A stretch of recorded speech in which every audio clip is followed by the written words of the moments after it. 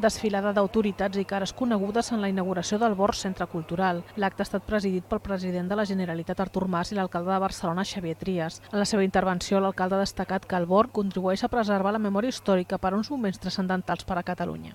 Desitjo que la potència, l'espectacularitat i la història que atresora el nou Born ens acompanyin per aconseguir els nostres desigs de llibertat que tant anhelem com a poble. Aquesta inauguració dona el tret de sortida als actes del tricentenari a Barcelona. Just després dels parlaments s'ha fet la representació de l'Auca del Born, un espectacle escrit i dirigit per Jordi Casanovas que es podrà veure fins al 28 de setembre, cada dia a 9:15. M'allistaré per tenir un uniforme que m'ha d'apropar allò pel qual em val la pena viure. No us sembla prou bon motiu? La ciutat ja s'engresca per anar de croada. Prefereix morir lluitant que viure escanyada.